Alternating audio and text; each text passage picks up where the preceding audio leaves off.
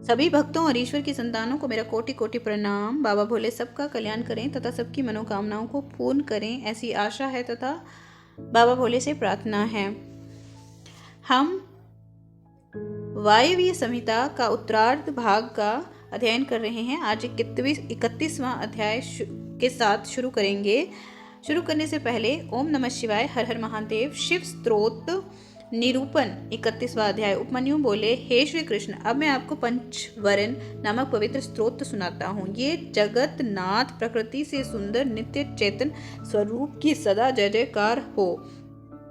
हे सरल स्वभाव वाले पवित्र चरित्रवान सर्वशक्तिमान संपन्न पुरुषोत्तम, तुम्हारी सदा ही जय हो।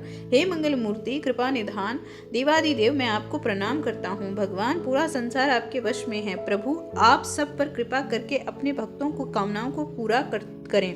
हे जगदम्बा, हे मातेश्वरी, आप हम सब भक्तों के मनोरथों को पूरा कीजिए।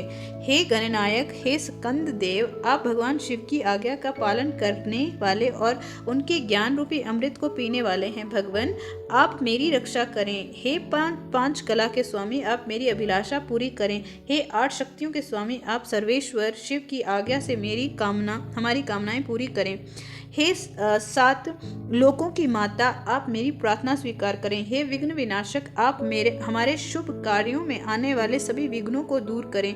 इस प्रकार ये अवतरण स्तोत्र अत्यंत शुभ है। प्रतिदिन इस कीर्तन का श्रवण करने वाला पापों से छूटकर मोक्ष को प्राप्त होता है। 32वां अध्याय।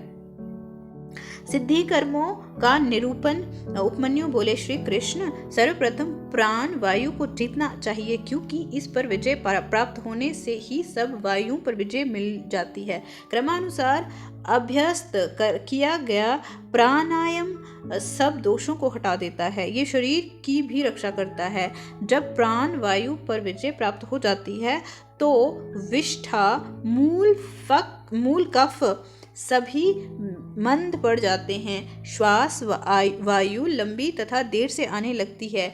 हल्कापन, धूर्त गमन, उत्साह, बोलने में चातुर्य, सभी रोगों का विनाश सब प्राणायाम की सिद्धि से पूरे हो जाते हैं। इंद्रियों को वश में करने का नाम प्रत्याहार है, क्योंकि इंद्रियां ही विषयों में संलग्न होती हैं। सभी इंद्रियों को वश में कर लेना ही परम सुखकारी होता है।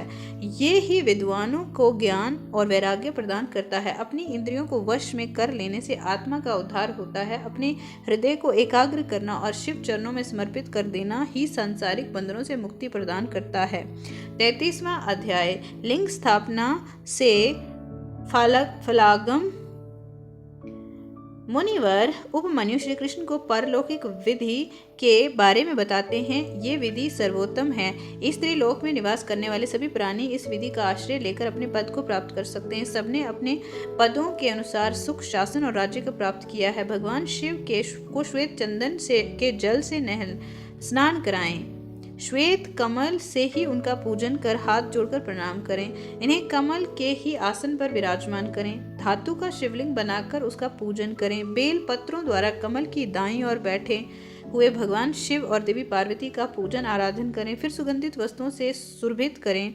मूर्ति के दाईं ओर अंगरू, पश्चिम में मैनीसिल, उत्तर में चंदन और पूर्व में हरिताल लगाएं।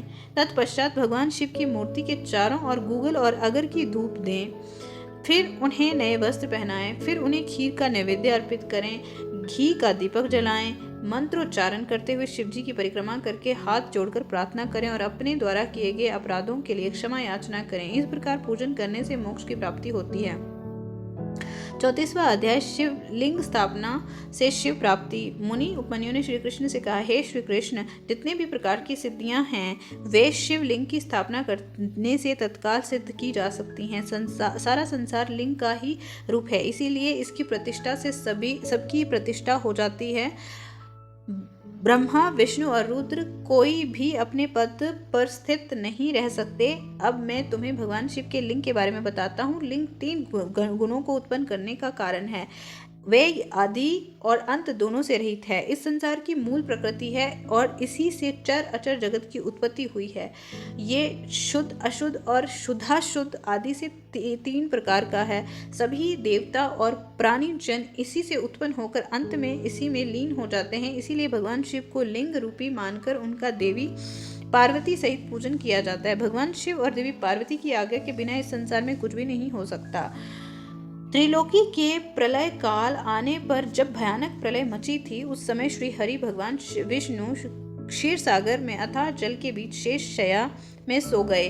तब उनके नाभि कमल में ब्रह्मा जी की उत्पत्ति हुई। शिव जी की माया से मोहित ब्रह्मा जी विष्णु जी के पास जाकर उनसे बोले, तुम कौन हो? ये कहकर उन्होंने निद्रा मगन श्रीहरि को झंझोड़ दिया।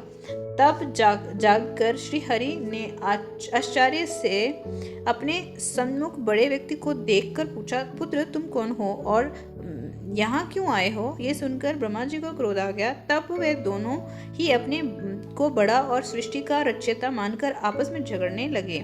जल्दी ही बढ़ते बढ़ते बात युद्ध तक पहुंच गई और ब्रह्मा विष्णु में भयंकर युद्ध होने लगा। तब त्रिलोकीनाथ भगवान शिव इस युद्ध को रोकने के लिए दिव्य अग्नि के समान प्रज्वलित लिंग रूप में उनके बीच में प्रकट हो गए। उन्हें देखकर दोनों आश्चर्यचकित हो गए और उनका अभिमान जाता रहा। तब वह उस लिंग के आरंभ और अंत की खोज के लिए निकल पड़े। ब्रह्मा ने हंस का रूप धारण किया और तीव्र गति से ऊपर की ओर चले गए। श्रीहरि ने वराह रूप धारण किया और नीचे की ओर गए। 1000 वर्ष तक दोनों लिंग के आदि अंत की तलाश में घूमते रहे, परंतु उन्हें कुछ नहीं मिला। उन्होंने यही समझा कि ये कोई प्रकाशमान आत्मा है। तब ब्रह्मा जी और विष्णु जी दोनों ने हाथ जोड़कर श्रद्धा भाव से प्रकाशपूर्ण शिवलिंग को प्रणाम किया। 35वां अध्याय ब्रह्मा विष्णु मोह। उन मुनि उपमन्यु बोले, हे वासुदेव, उस समय वहां पर ओमकार का नाद होने लगा, परंतु ब्रह्मा और विष्णु दोनों ही उस ब्रह्मा ध्वनि को समझ ना सके। ओम में स्थित आकार, उकार और मकार क्रमशः दक्षिण, उत्तर और मध्य भाग में तथा अर्धमात्रा रूपी नाद लिंग के मस्तक पर जा पहुंचा।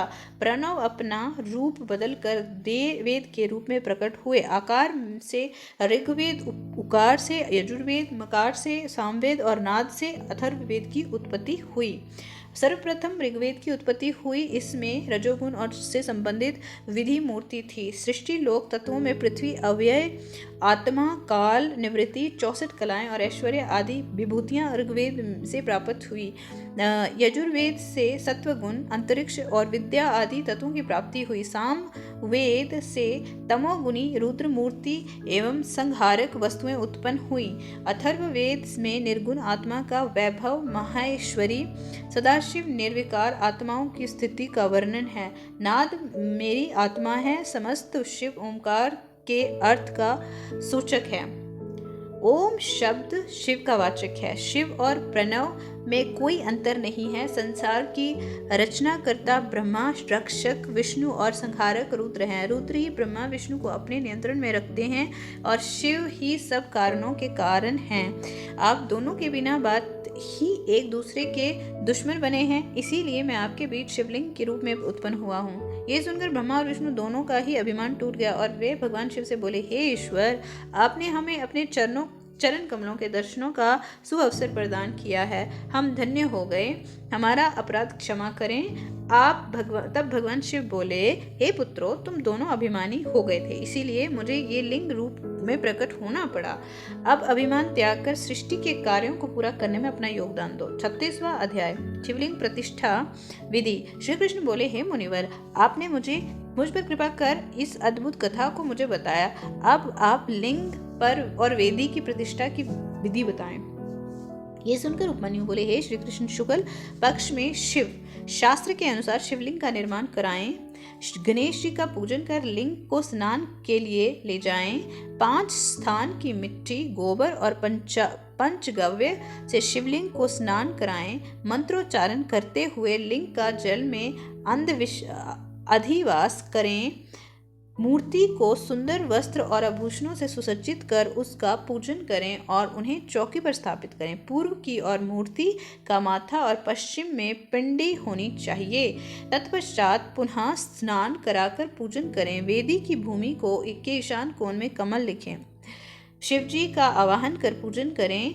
वेदी के पश्चिम में चंडिका कमल लिखकर पुष्प अर्पित करें। फिर शिवलिंग को नए वस्त्रों में लपेटें। विदेश कुंभ और अरिधनी वर्धनी शैवी की स्थापना करें। फिर 4 विप्र मंत्रोच्चारण करते हुए हवन करें। 108 घी की आहुतियां से हवन करें। हवन के पश्चात पूर्ण आहुति दें। फिर महापूजन आरंभ करें।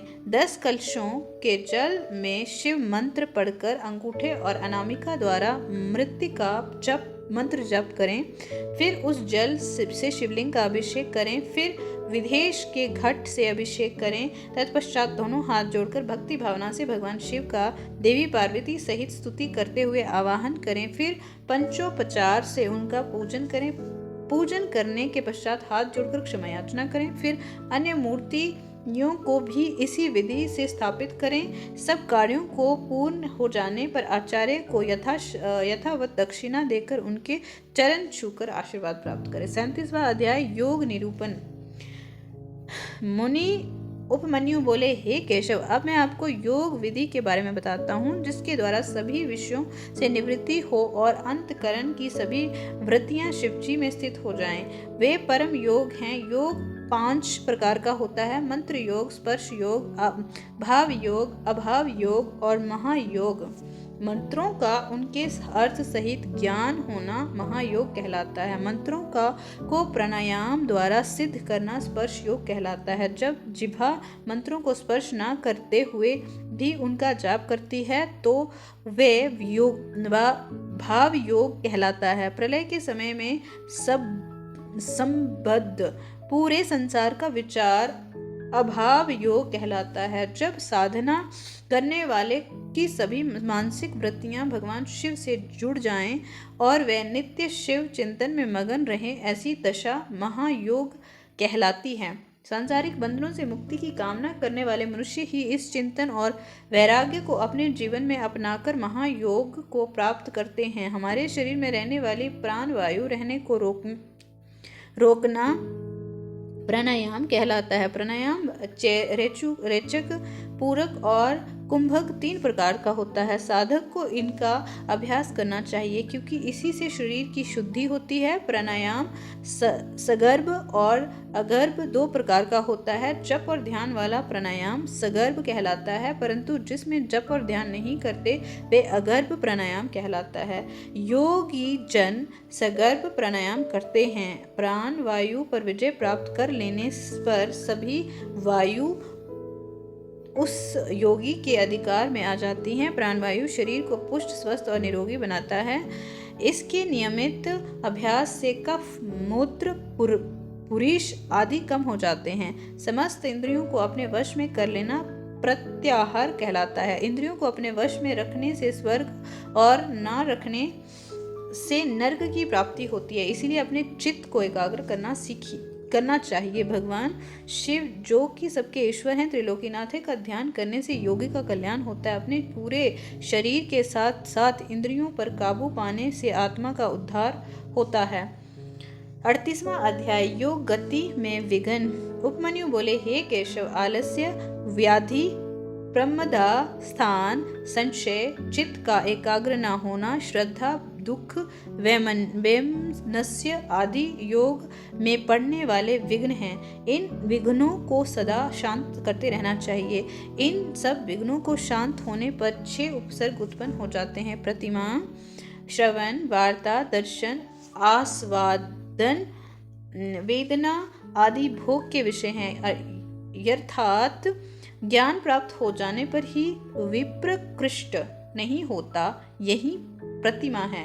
यत्न के बिना जब सब कुछ हमें सुनाई देने लगता है उसे श्रवण कहते हैं। सभी प्राणियों की बात को जानना और समझ लेना वार्ता कहलाता है। बिना कोई कोशिश किए जब सब कुछ आसानी से दिखाई देने लगे तो उसे दर्शन कहते हैं। दिव्य पदार्थों के स्वाद का नाम आस्वादन है। वेदना को सभी प्रकार के स्पर्श का ज्ञान माना जाता है। योगी उपसर्ग पाकर सिद्ध हो जाता है। 39वां अध्याय योग वर्णन। उपमन्यु बोले, हे केशव, त्रिलोकीनाथ भगवान शिव के सभी योगी मुनि ध्यान करते हैं। इसी के द्वारा सिद्धियां प्राप्त होती हैं। सविनय और निर्विषय आदि ध्यान कहे गए हैं। निर्विषय ध्यान करने वाले अपनी बुद्धि के विस्तार से ध्यान करते हैं और ब्रह्मा में प्रवेश करते हैं।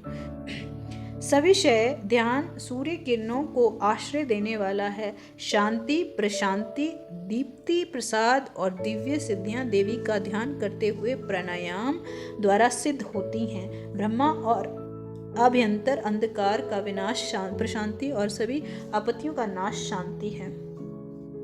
ब्रह्मा अभ्यंतर प्रकाश का दीप कहा जाता है। जब हमारी बुद्धि शुद्ध हो जाए यही प्रसाद है। बाहर भीतर के सभी कार्य पूर्ण होने पर सब कारण प्रसिद्ध हो जाते हैं।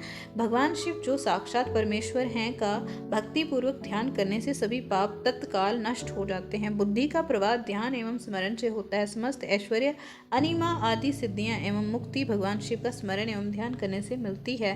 देवादिदेव महादेव जी का ध्यान मोक्ष प्रदान करने वाला है। इसीलिए ज्ञानी मनुष्यों को शिव ध्यान एवं स्मरण अवश्य करना चाहिए। ज्ञान योग यज्ञों से बढ़कर फल देता है। महायोगी योग सिद्ध कर लोक हित और लोक कल्याण हेतु लोक भ्रमण करते रहते हैं।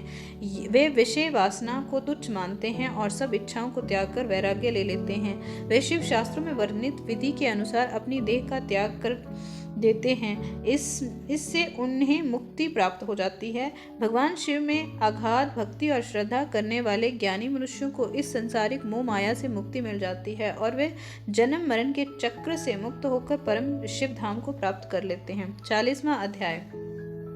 सूत जी बोले, हे मुनियों, महर्षि उपमन्यु ने भगवान श्री कृष्ण को ज्ञान योग का उपदेश दिया। ये वही उपदेश वायुदेव ने ऋषिगणों को सुनाया था, जिसे सुनकर वे बहुत हर्षित हुए थे। प्रातःकाल होने पर नैमिष तीर्थ में निवास करने वाले मुनिजन यज्ञांत स्नान के लिए परम पवित्र नदी को ढूंढने लगे। उस समय ब्रह्मा जी की आज्ञा से परम पवित्र सरस्वती नदी वहां बहने लगी। तब सब ऋषिगणों ने वहां अज्ञात स्नान कर संध्या पितृ तर्पण किया और वहां से काशी के लिए निकल पड़े। काशी पहुंचकर उन्होंने पतित पावनी भागीरथी गंगा में स्नान किया एवं बाबा विश्वनाथ के दर्शन कर विधि अनुसार पूजन किया। काशी से वे चल पड़े। रास्ते में उन्हें एक अद्भुत दिव्य प्रकाश चारों ओर फैला दिखाई दिया, जिसमें पशुपात व्रत की सिद्धियां प्राप्त भस्मधारी मुनिजन विलीन हो रहे थे। फिर शीघ्र ही वह तेज भी विलीन हो गया। ये देखकर नेमिषारण्य के सभी मुनिजन ब्रह्मा जी से मिलने ब्रह्मलोक चले गए। वहां पहुंचकर उन्होंने ब्रह्मा जी को प्रणाम कर उनकी स्तुति की। मुनीश्वर बोले, हे जगत पिता ब्रह्मा जी, वायुदेव ज्ञानोपदेश देकर वहां से चले आए। तब हम सबने यज्ञ का कर यज्ञांत स्नान से निवृत्त हो काशी नगरी की ओर प्रस्थान किया। वहां गंगा में स्नान कर बाबा विश्वनाथ के दर्शन किए। वहां हमें एक अद्भुत तेज के दर्शन हुए। उस तेज में अनेक तपस्वी विलीन हो रहे थे। कुछ समय पश्चात वह तेज स्वयं विलीन हो गया। उसे देखकर बहुत आश्चर्य हुआ। भगवान, वे क्या था? ऋषिगणों के प्रश्न को सुनकर ब्रह्मा जी बोले, हे ऋषिगणों, आपने बहुत समय ये करके देवादिदेव भगवान शिव को प्रसन्न किया है। उस दिव्य तेज में प्रवेश करने वाले पाशुपत व्रतधारी मुनि थे। उनके दर्शन का यही अर्थ है कि आपको शीघ्र ही दिव्य लोक की प्राप्ति होने वाली है। इसीलिए आप मोक्ष प्राप्त करने के हेतु पाशुपत व्रत धारण करें। अब आप सब यहाँ से सुमेरु पर्वत पर चले जाएं। वहाँ संत कुमार जी आपके आगमन की प्रतीक्षा कर रहे हैं। वे पूर्व ने अपने अहंकार के कारण मिले शाप से मुक्ति पाने के लिए वहाँ तपस्या कर रहे हैं। वहाँ उन्हें ज्ञान प्राप्त होगा। 41वां अध्याय। मुनियों को मोक्ष। सूत जी बोले, हे मुनिवर, ब्रह्मा जी के वचन सुनकर ऋषिगण उन्हें प्रणाम कर सुमेरु पर्वत पर चले गए। वहां उन्होंने पर्वत शिखर पर एक सुंदर तालाब की उत्तर दिशा में तपस्या करते संत कुमार जी को देखा। मुनि उन्हें प्रणाम कर उनके पास बैठ गए। संत कुमार जी ने आंखें खोलकर अपने पास बैठे मुनियों को देखकर उनसे प्रश्न किया, हे ऋषिवर, आप कौन हैं और यहाँ क्या कर रहे हैं? ये सुनकर ऋषिगणों ने सारी बातें उन्हें बता दी। उसी समय नंदीश्वर भी वहां आ गए। नंदीश्वर को अपने सामने पाकर सभी मुनियों और संत कुमार जी ने आसन पर से उठकर उन्हें दंडवत प्रणाम किया और हाथ जोड़कर प्रणाम करने लगे। संत कुमार जी बोले, हे नंदीश्वर, इन मुनियों ने जो कि नैमिषारण्य में निवास करते हैं 10,000 वर्षों तक यज्ञ किया है, उस महायज्ञ के समाप्त होने पर ब्रह्मा जी ने उन्हें अपनी शरण में भेजा है। आप इनका कल्याण करें और इन्हें दिव्य अद्भुत ज्ञान प्रदान करें। संत कुमार जी के वचन सुनकर नंदीश्वर ने अपनी कृपा दृष्टि ऋषिगणों पर कर दी। नंदीश्वर ने परम दिव्य शिव तत्व का उपदेश उन्हें दिया। तब उपदेश देकर वे बोले, हे परम ज्ञान, धर्म, अर्थ, काम और मोक्ष सभी प्रदान करने वाला है, अब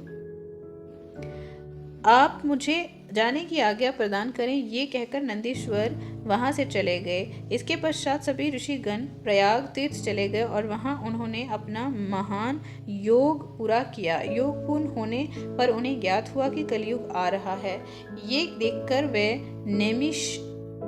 नैमिषारण्य मुनि काशी चले गए। वहां मुक्ति की कामना करते हुए उन्होंने पाशुपत व्रत धारण किया। उनकी सिद्धि सफल हुई और वे शिव पद को प्राप्त हुए। श्री व्यास जी बोले, इस प्रकार ये शिव पुराण पूर्ण हुआ। इस शिव पुराण को आदर पूर्वक पढ़ने अथवा सुनने से सभी पाप नष्ट हो जाते हैं। इसे प्रथम बार पढ़ने या सुनने से सारे पाप भस्म हो जाते हैं। दोबारा श्रवण से भक्तिहीन को भक्ति और भक्त को भक्ति की समृद्धि प्राप्त होती है। तीसरी बार श्रवण करने से मुक्ति मिल जाती है। अपनी मनोकामना पूर्ण करने हेतु इसका 5 बार पाठ करना चाहिए। प्राचीन काल में शिव पुराण का 7 बार पाठ कर अनेक राजाओं, ब्राह्मणों और वैश्यों साक्षात शिव दर्शन किए। इस पवित्र ग्रंथ को भक्ति पूर्वक सुनने वाला मनुष्य संसार में सभी सुखों को भोग कर मोक्ष को प्राप्त कर लेता है। शिव पुराण भगवान शिव को बहुत प्रिय है। ये वेदों के समान भोग और मोक्ष देने वाला है।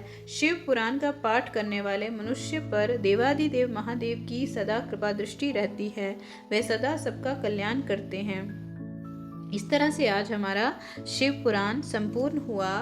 ईश्वर बाबा भोले सबका ही कल्याण करें, ऐसी पूरे मन से आशा है और उनसे प्रार्थना है और उम्मीद है सबके घरों में खुशियाँ, सुख, समृद्धि, संपन्नता इस पाठ के संपूर्ण होने से आए। सबके विकारों का नाश हो।